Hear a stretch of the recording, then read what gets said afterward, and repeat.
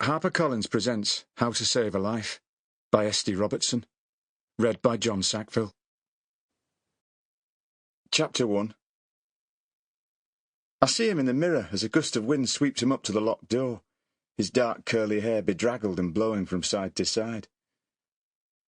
After staring at the close sign for a few seconds, he squints through the rain-flecked glass in my direction. I know exactly what's coming next, and my muscles tense up in anticipation.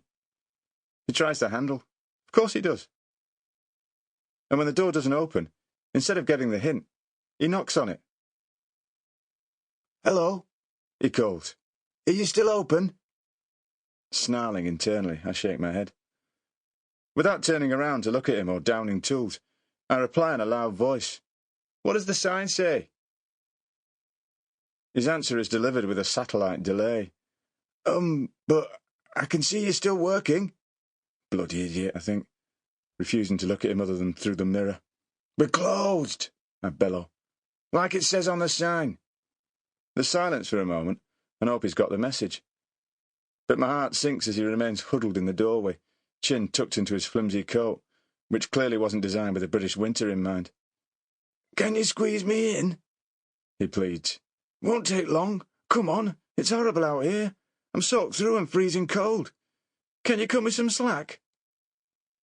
I squeeze my left hand into a tight fist and take a deep breath in a bid to stop myself from really lashing out. "No! Try somewhere else. We're closed." Incredibly, he doesn't give up for another few minutes. He stays there, moaning and groaning, like it'll make a difference. But I tune him out and get on with the job in hand, no longer acknowledging him. Eventually, he goes away, with a sullen, half-hearted kick to the door to mark his departure, and a few choice insults. Does that happen a lot? A ruddy-faced chap in the chair asks, as I continue to hack through the top of his thick grey hair with the thinning scissors. Often enough, I reply. He chuckles and says no more, which suits me perfectly. Barbers have a reputation for enjoying small talk, chatting for the sake of it, but that's not me. I hate all that. I'm here to cut hair, full stop. I've no interest in what people have got planned at the weekend or when and where they're next going on holiday. Seriously, who cares? It's not like we're friends or anything. And I'm not an advice service or a counsellor either. Got a problem? Get help from a specialist. Need a short back and sides? That I can help you with. I'll do a damn good job of it too, particularly if I'm left alone to get on with it. It'll be decent even if I'm distracted. Better than most cuts you get around here. On the edge of Manchester's northern quarter, and almost certainly lower priced. That's thanks to my no-nonsense business model.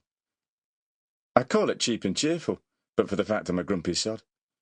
There's no faffing around with fancy deco. I definitely don't try to court the hipsters with any of that vintage nonsense, or by providing organic coffee and a fridge full of craft ales. And rather than huge wall-hung TVs and a snazzy sound system, there's a cheap FM tuner locked into Radio 2. But if what you want is a good, quickly executed, well-priced haircut with minimal chat, then I'm your man. I'm not exactly rolling in cash as a result, hence the reason I work alone, despite the 2 empty barber chairs alongside me. But I do okay. Keeps the wolf from the door.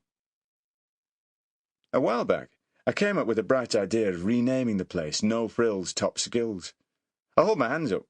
It was something I initially thought of on a rare night out, having had a skinful. I chewed it over for some time afterwards, though. Unlike most of my drunken ideas, I still liked it sober.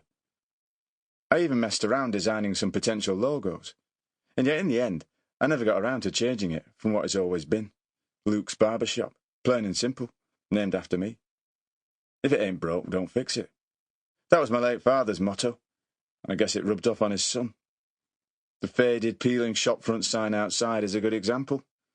I've thought about replacing it, but I seriously doubt the cost would be worth my while. So why bother? Would it really generate enough new customers to pay for itself? Besides, as the hub of Manchester's alternative bohemian scene, the northern quarter is all about shabby chic, right? That's what I tell myself, anyway. Having finished my final cut of the day, I go through the motions of showing the customer the back of his head with a hand mirror. Is that okay for you? I ask. "Perfect, thank you," he replies, nodding vigorously.